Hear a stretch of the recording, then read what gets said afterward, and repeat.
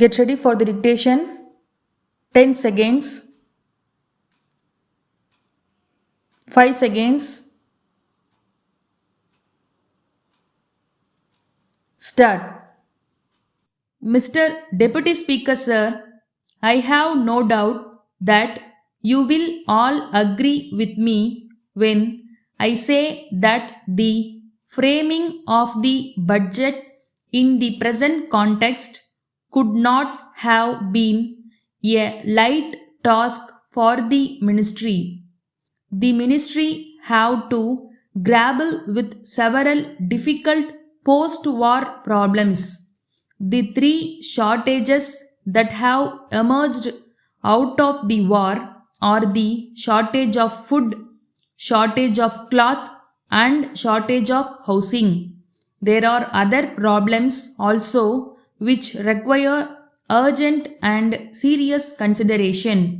They are the demand for increased wages as a result of the high prices and unemployment due to cessation of wartime activities. New and additional sources of revenue have to be found to meet the pressing needs of the present and for the large scale demands of the future. In regard to post-war schemes of development, I think, sir, these are the essential tasks which face the ministry at this juncture. Let us briefly consider how they have been tackled in the budget.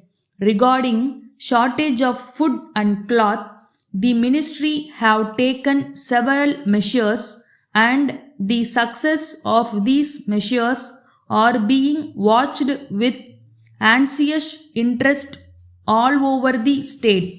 It is our duty to give our hearty cooperation to the ministry in the efforts they are making to tackle these two difficult questions. The next matter that needs urgent attention is the demand for increased wages, which is coming from all quarters. Strikes have become the order of the day. This demand is the natural outcome of the high prices and increased cost of living that we are having at present. Government must take prompt steps to control prices of all essential articles of daily necessity and reduce the cost of living.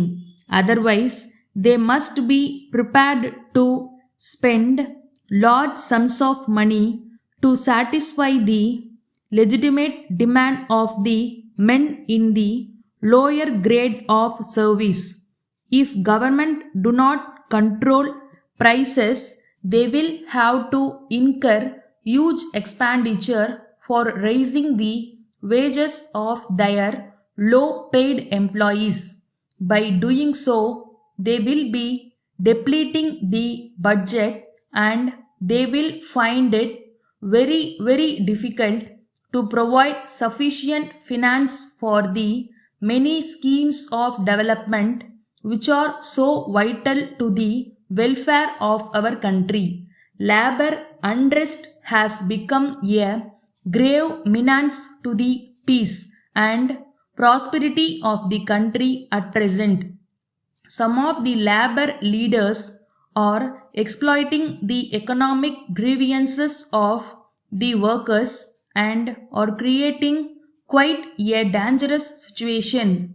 All the same, this ministry must remember its obligation to labor and they must fulfill our party's election pledge to improve the lot of the common man. Strikes should be averted and not allowed to occur. We must have an efficient Ministry of Conciliation to deal with disputes as they arise.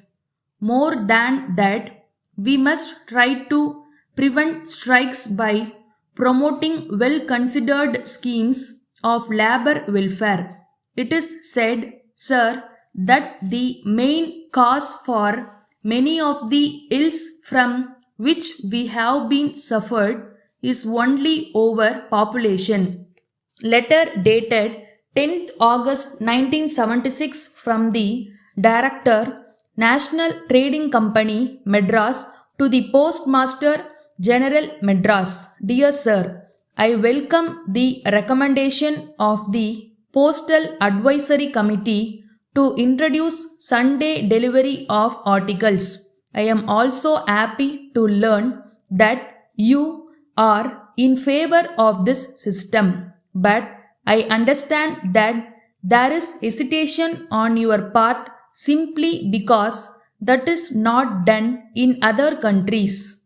Let me ask a question. Why not we set a good example to other countries to emulate? It is my duty to point out that if this system is introduced, many commercial concerns which work on Sundays and close on a weekday for obvious reasons, the public and the press will be benefited. India has made a beginning in the right direction to work on all days of the year. You have abolished the system of express delivery last year.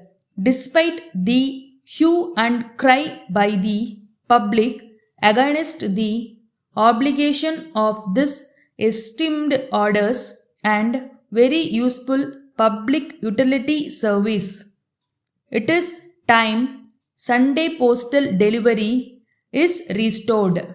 May I hope that you will be pleased to pay due attention to my earnest appeal. Thanking you, yours truly.